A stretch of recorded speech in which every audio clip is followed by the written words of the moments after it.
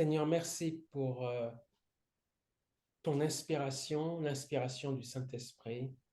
Merci pour ce partage ce soir sur ton Église, Seigneur, ton corps, ce corps, Seigneur, cet ensemble de ceux qui croient en toi, Seigneur, et pour lequel tu es mort.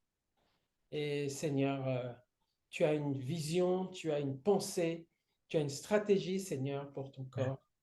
Et Seigneur, nous voudrions que tu nous parles, que tu nous exhortes et que tu nous rappelles, Seigneur, ce que tu nous as permis d'écrire, que nous puissions le revoir avec l'inspiration du Saint-Esprit et pour que cela soit utile, pas seulement à nous, Seigneur, mais à ceux qui vont nous écouter. Que le nom de Jésus-Christ soit béni. Amen. Amen. Merci, Amen. Seigneur. Alors, évidemment, je vais redire peut-être à ceux qui nous écoutent maintenant, parce qu'on en a parlé tout à l'heure, à ceux qui nous écoutent maintenant que nous avons écrit un livre, euh, nous avons écrit un livre sur la vision de l'Église et nous aimerions lire ce livre étape par étape pour que pour bien expliquer en fait le contenu de ce livre. Et c'est un livre qui explique la situation un peu de l'Église en tant que corps de Christ aujourd'hui, pourquoi l'Église est si difficile, est dans une situation si difficile avec beaucoup de divisions et beaucoup de faiblesses également. Euh, Pourquoi cette Église est si peu puissante, si peu efficace et quels sont les éléments qui amènent cette absence d'efficacité, cette absence d'unité aussi. Et dans ce livre, à la fin donc, de ce livre, on expose quelques éléments de réponse et surtout quelques éléments de positifs pour essayer d'apporter une réponse positive à cette situation délicate de l'Église d'aujourd'hui.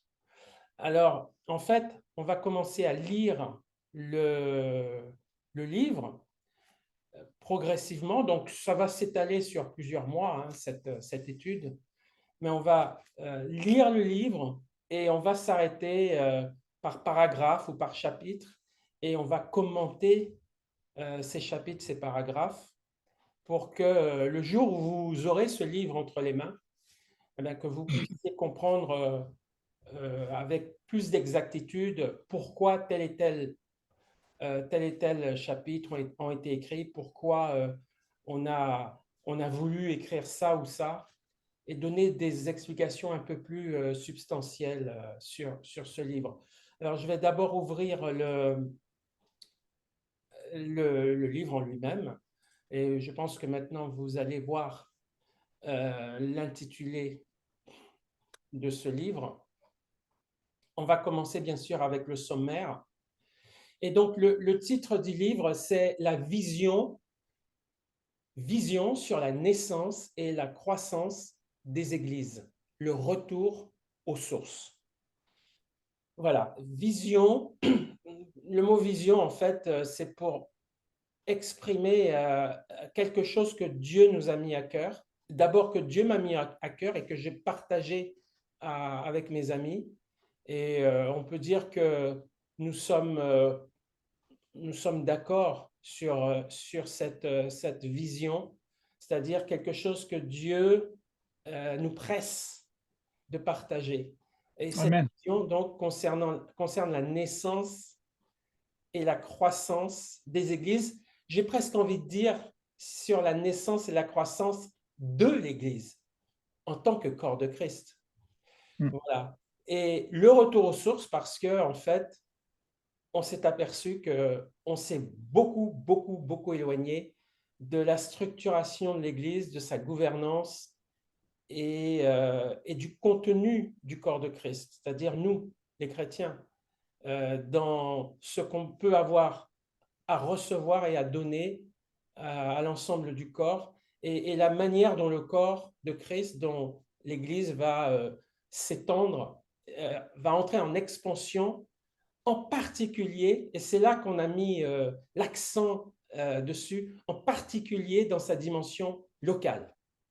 Parce que c'est cette dimension locale qui fait largement défaut en termes d'unité, en termes de collaboration. Et quand je dis local, je pense à la ville, je pense à la région ou à la ville surtout.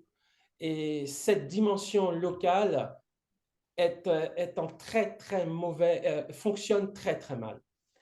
Alors, dans le sommaire, on verra donc, il y a deux parties. Il y a une première partie qui est une partie qui consiste en un constat, malheureusement un constat plus d'échec qu'autre chose. Ça, c'est la première partie. Et la deuxième partie, face à ce constat malheureux, des solutions, des propositions qui sont faites. Donc, la première partie va consister donc en une introduction avec ce qui se passe aujourd'hui, donc la pratique actuelle, et puis ce qui se passe dans le Nouveau Testament, la pratique des actes des apôtres, néo-testamentaires. Et on compare justement les deux. Ça, c'est l'introduction. Et puis, quand on rentre dans le vif du sujet, on va s'attarder sur la méthode apostolique, c'est-à-dire la manière dont Dieu va utiliser des hommes pour répandre l'expansion de l'Évangile et l'expansion de son corps, en particulier localement. Et dans cette méthode apostolique, c'est-à-dire cette manière que Dieu va utiliser pour faire fonctionner le corps et pour le rendre plus efficace dans la ville en particulier, on va voir un certain nombre de points. Donc, d'abord le mandat, c'est-à-dire en gros ce que Jésus lui-même nous demande dans Matthieu 28, verset 20, allez et faites de toutes les nations des disciples, les baptisant au nom du Père, du Fils et du Saint-Esprit, et enseignez-leur à observer tout ce que je vous ai prescrit. Ça, c'est le mandat. Et puis, B, on va aller en profondeur et on va regarder le cercle vertueux de cette méthode, c'est-à-dire en quoi consiste cette méthode que nous qualifions de vertueuse parce que c'est quelque chose qu'on peut dupliquer et qui est approuvé, nous le croyons, qui est approuvé par le Saint-Esprit. Et c'est cette méthode qu'on peut aussi voir dans le livre des Actes. Alors, le premier point de cette méthode vertueuse, c'est l'envoi par le Saint-Esprit, donc des apôtres. Deuxième point, la conversion, le baptême et l'enseignement, c'est-à-dire le travail qui va être fait dans la région, dans la ville, dans la zone. Troisième point, la consolidation de la foi de ceux qui seront amenés au Seigneur. Quatrième point, le choix des conducteurs spirituels, c'est-à-dire une fois qu'un groupe est constitué, comment les apôtres choisissent et établissent des conducteurs spirituels. Le cinquième point, l'autonomie des églises, c'est-à-dire l'autonomie de ces assemblées. Et quand on dit autonomie, ça sous-entend qu'à un moment donné, les apôtres se retireront. Et après avoir édifié et établi ces différents groupes. Sixième point, la transmission des responsabilités spirituelles, c'est-à-dire qu'à un moment donné, les apôtres vont transmettre les choses qu'ils ont reçues et transmettre, comme disait Paul dans Acte 20, je vous ai enseigné tout le conseil de Dieu sans rien vous cacher. Ça, c'est le sixième point. Le septième point, c'est le départ de l'équipe apostolique. Donc, on va voir ça en détail. Huitième point, le démarrage d'une nouvelle œuvre, mais une nouvelle œuvre par ces églises, ces assemblées qui auront elles-mêmes été établies. Et c'est elles qui vont démarrer de nouvelles œuvres. Et puis enfin, le neuvième point, ces assemblées vont elles-mêmes dupliquer ce modèle à leur tour. Donc c'est ça que nous appelons la méthode apostolique et le cercle vertueux de cette méthode. Troisièmement, grand 3, on verra les églises et on va voir la gouvernance et la sphère géographique d'influence des églises. Donc, on va voir d'abord la zone géographique d'influence de l'Église. Donc, quelle est, d'après notre observation dans la parole de Dieu, la zone, la région, le format, je dirais, le format géographique le plus adapté pour une représentation locale du corps de Christ, c'est-à-dire une ou plusieurs assemblées dans une région ou dans une ville. C'est justement ça. On va voir justement les zones géographiques qui sont les mieux adaptées pour que chaque assemblée locale puisse impacter sa zone.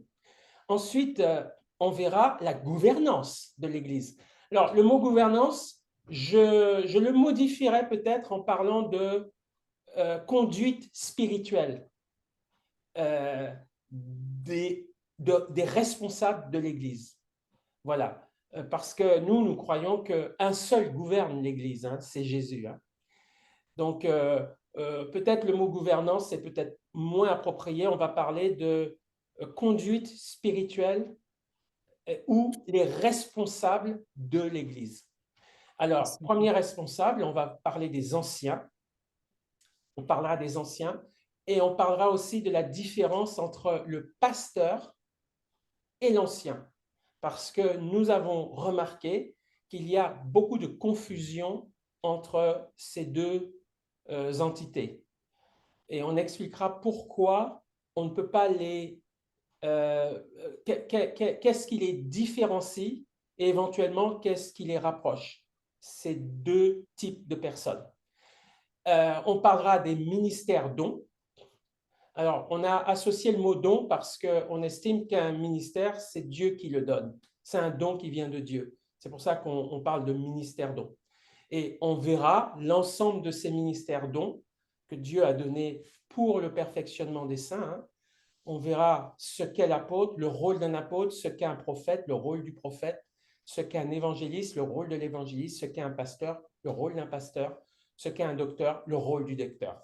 Et puis, comme je l'ai dit au début, la deuxième partie, c'est une partie de mise en pratique et de solutions que le Saint-Esprit nous a mis à cœur de partager par rapport à la situation difficile de son Église. Donc, cette deuxième partie, elle va consiste d'abord en des conseils pour tenter de vivre cette vision. Donc, grand 1, la nécessité d'un retour aux sources. Alors, on va réexpliquer pourquoi la notion de pasteur, réexpliquer ce qu'elle est, ce qu'est ce ministère et ce qu'il n'est pas. Donc, petit a, c'est un ministère don. Et puis, on va parler d'une parabole, la parabole du buisson d'épines et des arbres fruitiers. C'est la parabole, je crois, de Jotham, qui est l'un des frères d'Abimélec. Et cette parabole illustre bien Abimélec, qui était lui-même fils de Gédéon, hein, Jérubal. Et cette parabole illustre bien la manière dont l'Église fonctionne et pourquoi elle fonctionne mal et qu'est-ce qu'il faut faire pour que ça fonctionne mieux dans le domaine de la gouvernance et dans le domaine de la méthode apostolique. La définition de l'Église, on la redonne ou on la donne parce que c'est important de définir ce qu'est l'Église et ce qu'elle n'est pas. Le rôle des anciens et des diacres, voilà. Voilà, c'est ça qu'on appelle le retour aux sources. Donc, définition du vrai ministère de pasteur, parce que c'est un ministère qui a été dévoyé et il faut bien expliquer ce que c'est et pourquoi il y a une dérive par rapport à ce ministère. La définition biblique de l'Église, le rôle des anciens et des diacres, bibliquement parlant, sur le plan biblique. C'est ça le retour aux sources. Si ça est bien assimilé et bien compris, alors on peut passer à la suite. Et la suite, c'est prendre conscience de sa responsabilité et de celle du Seigneur. Et ça, c'est lié en fait, vous vous rappelez, au mandat sur lequel on va revenir. Comprendre le mandat que Dieu nous a donné et comprendre le mandat que le Seigneur se donne, lui, et ne pas mélanger les deux. Amen. Bien comprendre notre responsabilité et bien comprendre la responsabilité du Seigneur pour éviter toute confusion. Ensuite, troisièmement, prier avant toute chose. C'est-à-dire, quand on met en pratique cette vision, on s'est aperçu de l'importance capitale de la prière pour tout faire, en fait. Et qui dit prière dit connexion avec Dieu et écoute du Saint-Esprit et faire les choses avec la direction et le concours du Seigneur et du Saint-Esprit. C'est ça que ça veut dire. Amen. Quatrièmement, cette mise en pratique pour corriger le tir, eh bien, ça consiste essentiellement à exercer le mandat, c'est-à-dire sortir, annoncer la bonne nouvelle. On s'est aperçu qu'aujourd'hui, très peu d'assemblées sortent pour annoncer la bonne nouvelle. Ou elles annoncent une prétendue bonne nouvelle dans leurs salles respectives, mais elles ne sortent pas vraiment pour annoncer vraiment la parole de Dieu. Ou elles échangent l'annonce de la bonne nouvelle par des choses parabibliques, où la louange est peut-être parfois trop excessive, ou carrément remplacer l'évangélisation par autre chose. Je n'ai rien contre la louange, mais c'est quelque chose qui prépare autre chose. Ce n'est pas nécessairement qu'une fin en soi. Donc, voilà, annoncer la bonne nouvelle, c'est vraiment ça le mandat. Hein. Aller vers, et puis on explique pourquoi l'évangélisation, c'est l'oxygène de l'Église. Et on expliquera aussi que sans évangélisation, ben, il n'y a pas de disciples. Sans disciples, il n'y a pas de, il y a pas de don spirituel, il n'y a pas d'ancien, il n'y a pas de ministère, il n'y a pas de don, il n'y a rien. Donc, le départ du départ, c'est gagner des âmes. C'est ça l'oxygène de l'Église. L'Église ne doit pas seulement se réunir, mais elle doit aussi sortir pour ça, pour être témoin de Jésus. Troisièmement, on verra donc dans la notion de sortir et d'apporter la bonne nouvelle, l'histoire du prophète Élisée et de la veuve avec son huile. C'est une parabole très importante qui va illustrer un point capital qu'on va voir. Et puis, quatrièmement, se souvenir des pauvres. Ça, c'est très important. Voilà, se souvenir des pauvres. Ça fait partie du plein évangile. On doit être sensible à la misère de nos concitoyens, de ceux qui nous entourent. On parlera aussi de vivre ou non en communauté. Est-ce que le Saint-Esprit nous demande de le faire ou pas? Et si oui, dans quelle mesure l'Église peut vivre en communauté ou non? Et puis, il y aura une conclusion à la fin. Donc voilà, globalement, hein, rapidement, voilà le contenu de ce livre. Et donc, on va aller progressivement, pas à pas, dans l'étude de ce livre. Et donc, on commence évidemment avec cette première partie, c'est-à-dire la pratique actuelle, c'est-à-dire ce qu'on vit, ce qu'on a observé aujourd'hui dans la manière dont on démarre une œuvre spirituelle, une implantation, on pourrait dire aussi, d'une assemblée. Comment ça se passe assez souvent aujourd'hui? Et puis on verra après comment ça s'est passé au temps apostolique et comment ça se passe aussi aujourd'hui dans d'autres régions du monde de la même manière que dans le temps apostolique, parce que ça se passe encore aujourd'hui de cette façon-là. Mais aujourd'hui, la pratique actuelle, c'est-à-dire celle qui est la plus communément répandue, c'est elle qui pose problème. Alors, on lit ensemble, hein, on lit ensemble en fait le livre, et puis on commente, on s'arrête, et on essaye d'apporter un éclairage si des choses peuvent être difficiles à comprendre. Pour démarrer une église, des chrétiens ont souvent à cœur d'investir un lieu pour y annoncer l'évangile et accompagnent cette annonce de la bonne nouvelle par le démarrage de cultes chez eux et bien souvent dans leur maison ou dans une salle louée. Cette démarche est souvent initiée avec l'idée plus tard d'y amener ceux que l'on aura gagnés au Seigneur afin qu'ils y occupent des fonctions et des tâches préalablement définies, mais non essentielles pour le Saint-Esprit. Il s'agit la plupart du temps de pratiques souvent éloignées des ministères de la parole, de la prière, de l'évangélisation et de l'exercice des dons spirituels. Ces tâches et ces fonctions ont pour but de faire fonctionner un système religieux, une sorte de culte clé en main, et où le local ou la salle devient le point majeur de fixation autour duquel va s'articuler la vision. Petit à petit, tout est ramené et centralisé vers cette salle.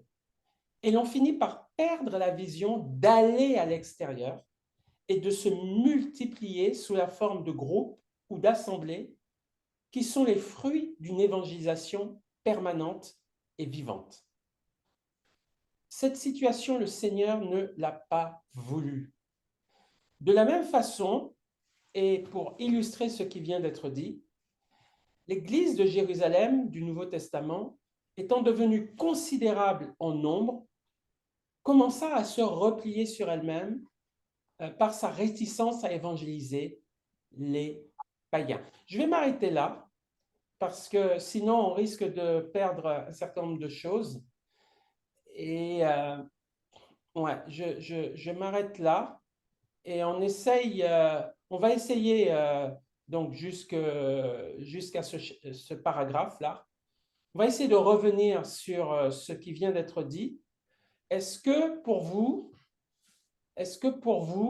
ça c'est clair? Est-ce que il y a des choses qu'on peut préciser ou on peut revenir dessus? Ou est-ce que pour vous, ça c'est clair? C'est clair, Jackie, pas de problème. Hein, c'est clair, hein? D'accord. Merci. Et je peux te demander, c'est peut-être la question aussi qui va se répondre par la suite. C'est vrai qu'il y a des églises qui sont les unes à côté des autres et qui ne se tendent pas vraiment la main, quoi, c'est ça. Oui, alors ça fait partie donc du chapitre dont on va parler effectivement, qui sont nombreux. Mais là on va y revenir, hein. Là, l'accent était mis sur la manière dont on démarre les choses. Parce que quand les églises sont l'une à côté de l'autre, elles ont déjà été démarrées. Ben oui. Là, on est sur le démarrage. La manière dont les gens démarrent souvent, ce que je veux dire ici, c'est que les gens ont en tête d'être pasteur d'une assemblée, d'être responsable de ce que eux appellent une église. C'est-à-dire, en fait, dans leur tête, c'est un bâtiment. Ouais. C'est la gestion d'un culte dans lequel il faut un bâtiment et dans lequel il faut y mettre des personnes et dans lequel on va établir des tâches pour faire fonctionner ce bâtiment. Oui, et on a senti dans nos expériences personnelles que là où on était accueilli, ça devenait comme un point de référence. C'est ça. C'est ce que je dis ici, d'ailleurs, et où le local ou la salle devient le point majeur de fixation autour duquel va s'articuler la vision. Mhm. Ça veut dire que contrairement à ce que le Seigneur, lui, veut, parce que le Seigneur ne voit pas un bâtiment, lui. Il voit des personnes. Il voit des personnes ensemble. Et il voit des personnes à édifier. Il n'est pas dans le bâtiment, lui. Il est dans des personnes qui doivent être ensemble et qu'on doit édifier. Il n'en a rien à faire du bâtiment. Évidemment que si des gens sont ensemble, ils sont quelque part, évidemment. Ils peuvent être dans une forêt. Ils ne sont pas forcément dans un bâtiment, d'ailleurs. Ils peuvent être dans une forêt. Donc, il n'y a pas de bâtiment. Mais ce n'est pas grave. L'important, c'est qu'ils soient ensemble et qu'ils s'édifient eux-mêmes ensemble.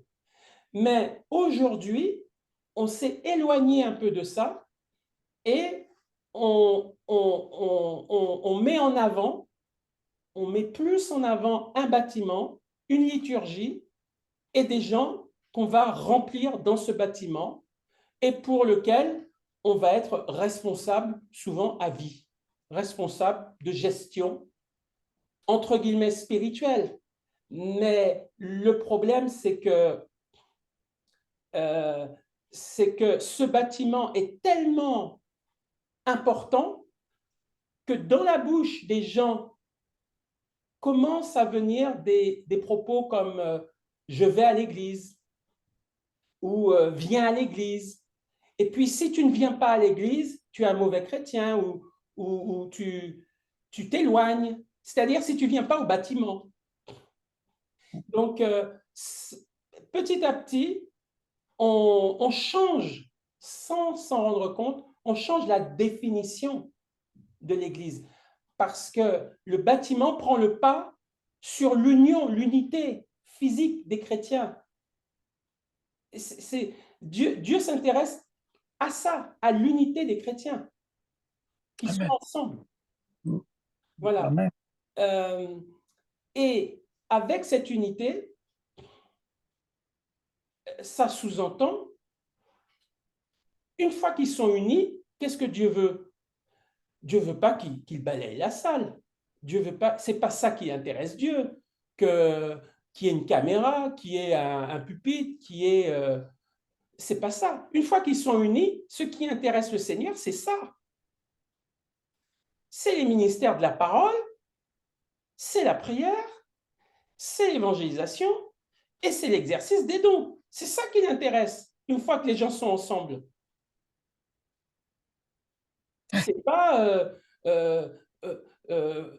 comment dirais-je, c'est pas ce que j'ai dit plus haut, afin qu'ils y occupent des fonctions et des tâches préalablement définies, mais non essentielles pour le Saint-Esprit. On en arrive, in fine, quand on visite un grand nombre d'assemblées, on en arrive à voir des gens qui n'ont pas de don spirituel, qui prient pas, qui prient peu, qui ne connaissent pas la parole, qui n'évangélisent pas.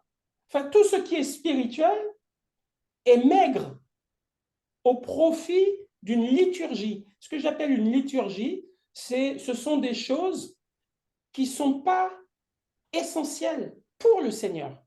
C'est peut-être essentiel pour l'organisation du local, pour la manière dont le local doit fonctionner et où les gens doivent faire des choses. Mais ce n'est pas ça l'essentiel pour le Seigneur. Et je vais peut-être même vous choquer, ce n'est même pas tant que ça la louange. C'est bien la louange, c'est très bien. Mais vous avez vu dans le Nouveau Testament, je parle du Nouveau Testament, je ne parle pas de l'Ancien, mais vous avez vu dans le Nouveau Testament l'accent mis sur la louange? Il y a juste à la fin, je crois, quand ils sont à Gethsémane, ils chantent des cantiques. C'est tout. Et puis, Paul et Silas, effectivement, dans Acte 16, ils se mettent à chanter quand ils sont emprisonnés à Philippe, avec le geôlier. Ils se mettent à chanter. Mais c'est très rare. On ne voit pas beaucoup ça. On le verra dans l'Apocalypse, quand Jésus va revenir, ou au ciel. Il y aura beaucoup de louanges au ciel. Oui, c'est vrai. On le voit dans l'Ancien Testament, où il y a les chantres, etc., et où David établit des chantres qui louent le Seigneur etc. C'est vrai. Mais dans le Nouveau Testament, c'est beaucoup moins visible. Alors, je n'ai rien contre la louange, mais je dis que ce qui prime et qui domine dans le Nouveau Testament, c'est le ministère de la parole, c'est le ministère de la prière, c'est l'évangélisation et c'est les dons spirituels. C'est ça qui domine. Donc, je n'ai rien contre la louange, mais si la louange domine, prend le dessus et que, à contrario, il y a peu de prière, peu d'évangélisation, peu de dons spirituels, c'est pas bon. Amen. C'est pas bon. Voilà. Voilà.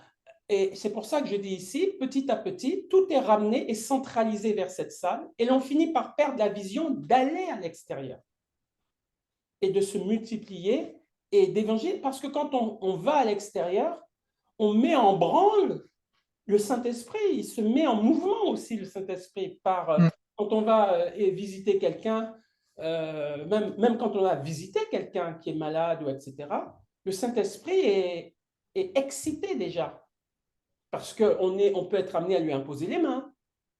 Ou quand on va évangéliser un quartier, on peut être amené à prier pour quelqu'un, pour la guérison de quelqu'un, à prêcher l'évangile, à intercéder, à proclamer une parole prophétique. Le simple fait de sortir va exciter des dons, va exciter le Saint-Esprit à manifester des choses, dans la mesure où on a prié, évidemment, avant. Rien n'interdit de louer le Seigneur, bien sûr.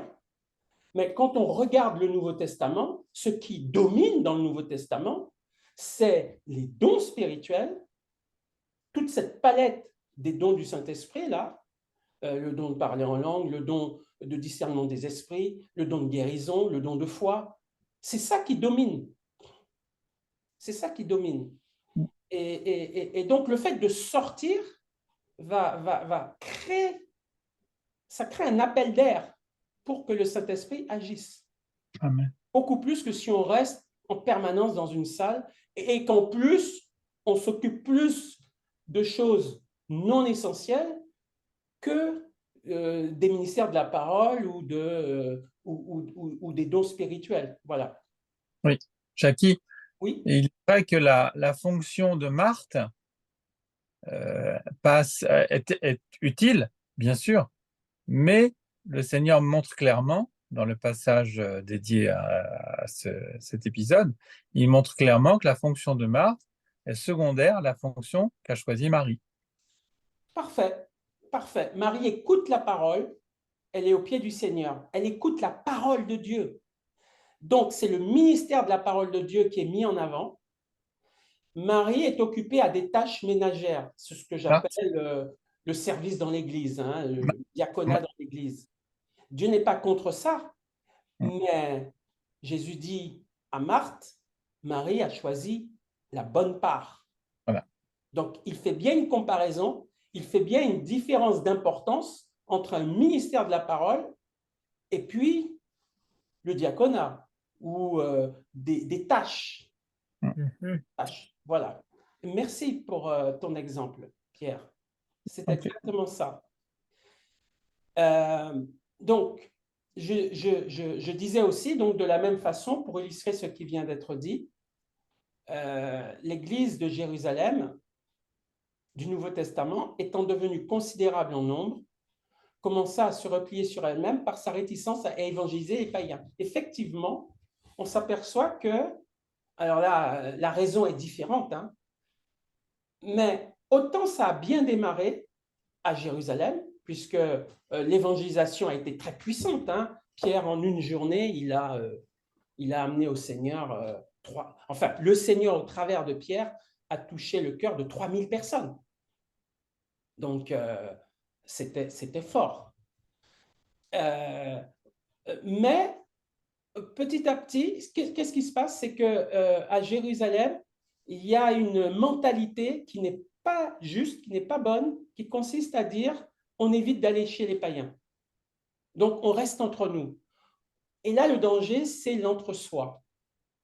Et cet entre-soi peut exister aussi dans l'Assemblée. C'est-à-dire, on reste entre nous et on ne sort plus.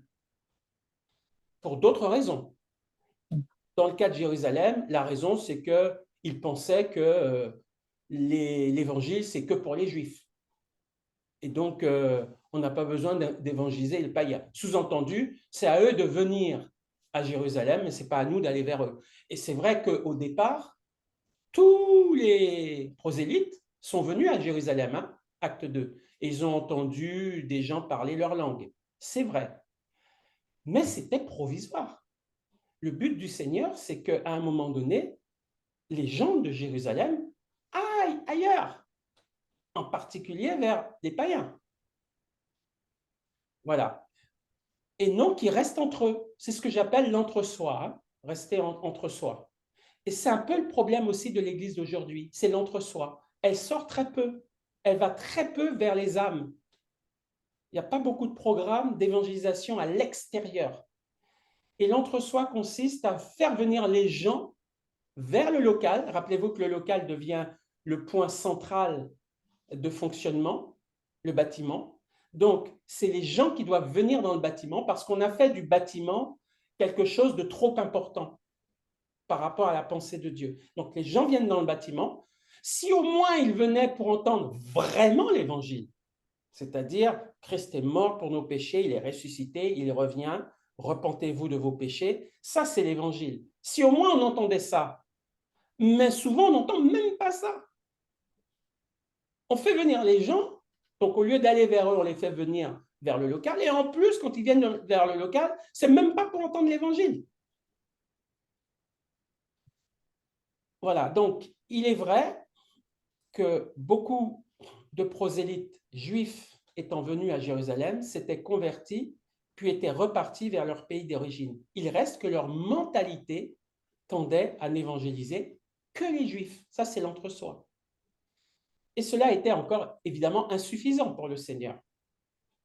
Et qu'est-ce qui se passe quand on est trop dans l'entre-soi? Quand on est trop dans l'entre-soi, qu'est-ce qui se passe? Au lieu d'obéir au Seigneur et de sortir, d'aller vers, Dieu permit la persécution pour favoriser l'extension de l'Église et ainsi répondre au mandat du Seigneur qui se résume à aller. Je dis bien aller, vous avez bien entendu, aller et à faire des disciples parmi tous les hommes du monde entier. C'est aller. Et si l'Église aujourd'hui est trop dans l'entre-soi, je crains que le Seigneur va forcer l'Église à aller. Et quand on voit ici, dans cet entre-soi à Jérusalem, l'Église ne voulait pas sortir, qu'est-ce que Dieu a fait? Un coup de pied aux fesses par la persécution. Comme ça, ils étaient obligés d'évangéliser, obligés d'aller. Et c'est ce qui peut se passer encore aujourd'hui, puisque l'entre-soi est très fort aujourd'hui dans le corps de Christ. Il y a de moins en moins d'assemblées qui évangélisent et qui va vers, qui va dehors, qui évangélise vraiment, qui annonce Christ. Voilà. Il ne s'agit pas seulement de louer le Seigneur, il s'agit de la parole de la foi, la parole de l'évangile, d'annoncer l'évangile. C'est ce message qui va toucher les cœurs. C'est surtout ce message-là. Grâce, entre autres, à cet éclatement dans la persécution subie par l'Église de Jérusalem, de multiples églises ont finalement vu le jour en Asie et même en Europe. L'une d'entre elles, l'église d'Antioche, n'a pas eu besoin de la persécution pour se multiplier, car elle semblait avoir compris ce principe en envoyant en voyage missionnaire, par ordre du Saint-Esprit, dans sa proximité géographique, et sans doute au-delà, les apôtres Paul et Barnabas. Alors on peut lire d'ailleurs Acte 13, verset 1, donc je vous le cite. Hein. Ouais. Saint-Esprit dit, mettez-moi Paul et Barnabas, mettez-moi à part Paul et Barnabas, c'est le Saint-Esprit qui parle, hein, mettez-moi à part Paul et Barnabas pour l'œuvre à laquelle je les ai appelés. Donc l'église d'Antioche avait compris ce message. C'est plus facile, vous allez me dire, parce que c'était des païens. Donc, ils n'avaient pas d'objection à aller vers les leurs, qui étaient païens. Ils n'avaient pas de ressentiment ou de restriction à le faire. Donc, ils sont allés vers les leurs et au-delà même pour annoncer l'évangile. Je parle de l'église d'Antioche, mais c'est vrai que les apôtres Paul et Barnabas, qui sont juifs, eux aussi sont allés à Antioche. Paul était de Tarse. C'est vrai que c'était plus pratique, il était plus ouvert, on va dire, parce qu'il n'était pas à Jérusalem, il n'était pas en Judée, Paul. Hein. C'est un juif, oui, mais il était dans une nation païenne, enfin, il était dans un endroit où il y avait beaucoup plus de païens que s'il avait été à Jérusalem. Donc, il avait déjà moins de barrières dans sa tête, l'apôtre Paul. Hein. Donc, Paul de Tarse, il est allé à Antioche, non sans avoir fait un détour, je crois, aussi à Jérusalem. Hein. Mais il est allé à Antioche, qui est un lieu païen. Voilà. Et de là, ils sont allés vers des villes païennes d'Asie mineure et Antioche, pas seulement Paul et Barnabas, mais on se doute que plusieurs personnes dans cette assemblée, donc des païens, des chrétiens d'origine païenne, sont aussi allés, c'est le mot, aller évangéliser d'autres contrées et leur proximité, bien sûr, géographique. Donc voilà, on peut s'arrêter ici pour cette première leçon, si je puis dire, lecture.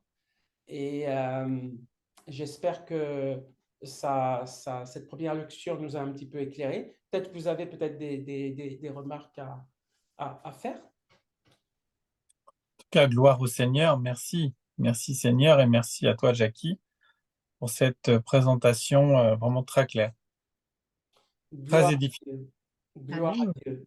Alors, je vais prier avant de conclure.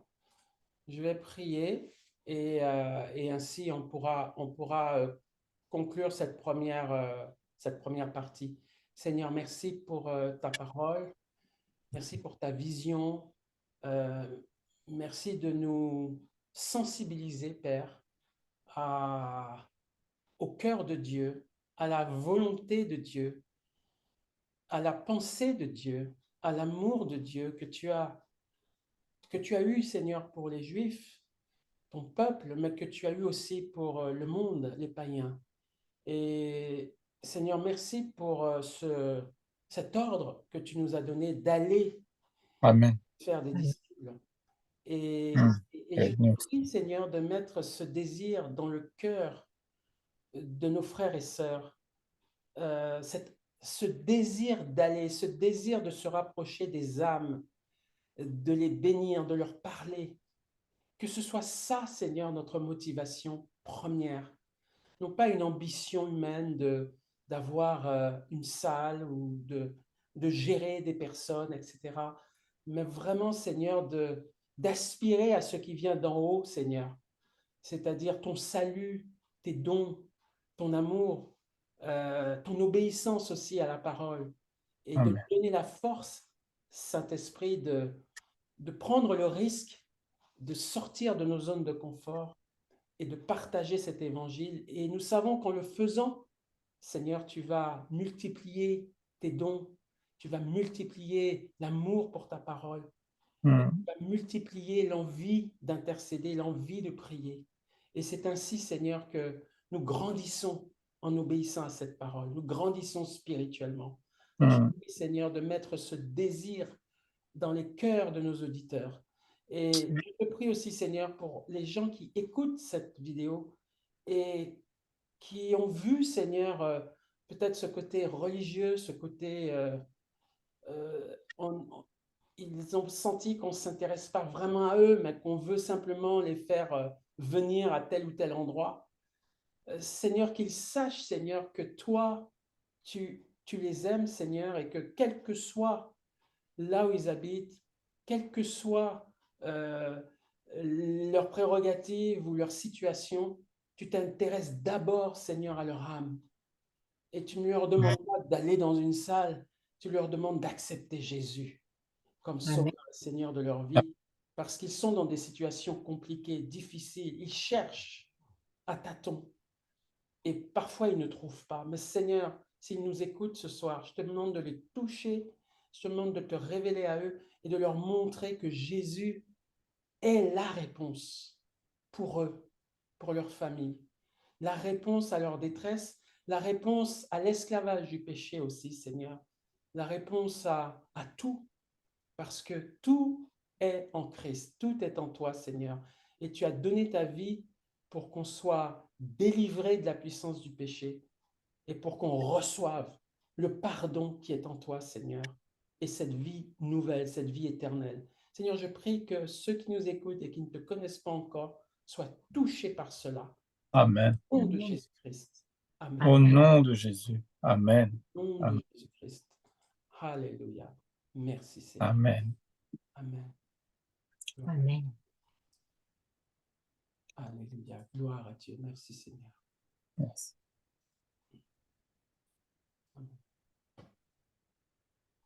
Tu as bien travaillé, Jackie. Que Dieu te bénisse.